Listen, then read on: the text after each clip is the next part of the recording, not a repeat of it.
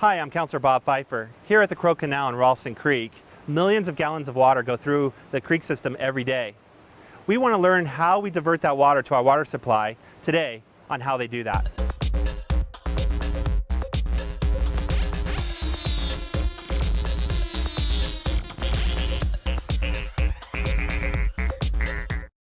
Here today we have Cliff Deeds, the Arvada Water System Manager.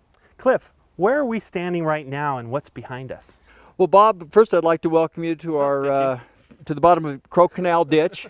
This is our raw water pumping station just over the hill here.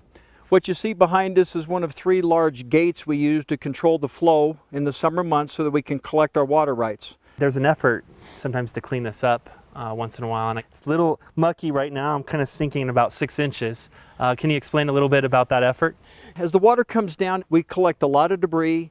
Now that there's been more development around the Croke Canal, sandwich bags, softballs, golf balls, all kinds of things flow down this canal and get into our pumps and create havoc.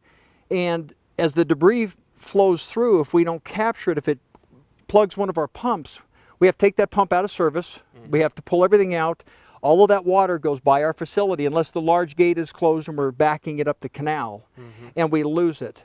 So we muck out the canal every few years, a lot of large rocks, a lot of debris, a lot of construction debris, things like that. It's not uncommon to see pieces of foam installation floating. Our guys visit the site every day during the week, and we monitor it through SCADA 24 hours a day. And they come in and with rakes, the old-fashioned way, like the farmers did, is they come in and they rake it out and they pull the debris up. We have some up on the sides that, I guess it's not seaweed, we call it canal weed. It just seems to grow naturally and it creates havoc with our pumps. Bob, let's take a closer look at the gates.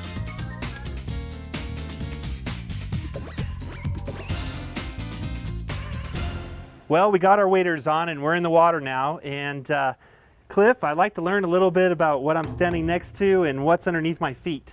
Well, what you're standing next to is a 25,000-pound full gate that was installed over 20 years ago and is leaking. This summer, we, meaning my crew, the guys, came in, we installed some visqueen, some sandbags, and tried to seal this the best we could with limited success. Because the weight of the water was pushing against this. We just had, as you can tell under your feet, too many rocks, too much debris. So we flipped over to the half gate and we were able to sandbag that. But this is our big project that kicks off here in just a few days to remove this, install a brand new one, stainless steel, and this gate, the half gate, and the Ralston Creek gate, we're going to be replacing all 3 of those here in the next 10 days. Yeah. The water's low right now, and maybe you can explain how or why this water is low. Well, the water's low because our water rights are out of priority. This canal typically operates for FRICO. They own it, they operate it, from the 1st November through the end of April. Our water rights kick in around the 1st of May and end around the end of October. It all depends on how wet or dry the year is, whatever snowpack we have in the mountains.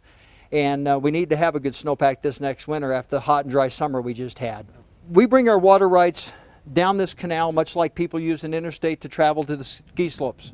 We don't own it, we don't operate it, but our water comes down here to this delivery point. If we're the only entity on call, we shut this large gate, we back all the water up this canal, and then we pump through our Croke Canal pumping station to a settling basin at the Arvada Reservoir where we settle out a lot of the solids, and then we move it into the reservoir from that point. Ken Peterson is our water resource engineer. He does a fantastic job of keeping track of all the numbers, all the math, and tells us whether the water's coming from our Farmers Highline Canal rights, our Clear Creek water rights, our Ralston Creek water rights, or exactly where the water comes from. Based on his information, that's what gate we operate.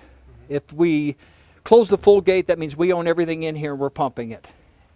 If FRICO has water coming down, we'll close the half gate so their water goes over the top and our water backs up and we can pump it. The interesting thing about Colorado water law is that if you let 100 gallons of water pass your station, you can't just pick it up the next day or the next week. Once you lose it, it belongs to the next priority and call. So it's real important. We take it here, we pump it up to the basin. Larry Hack who leads our water quality and water treatment staff.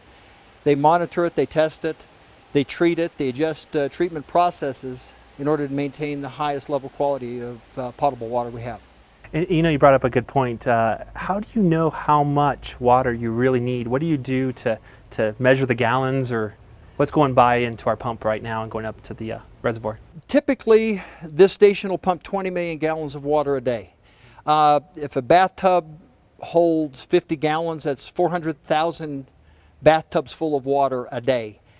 This year was a dry year. We pumped 2,000 acre feet, which is about 650 million gallons of water from this facility to the reservoir. There's no average year with Colorado water law. It just depends on the snowpack, depends on who's in call, and 650 million is not a drop in the bucket. We collected every drop we could, especially when the half gate was leaking by and the crew was down in there sandbagging up to their shoulders in water. It was a pretty good sign of their dedication. Right. Cliff, thanks for showing us the canal, the gates, the pump house, and how you keep our water safe and clean. Again, thank you very much. And that's how they do that.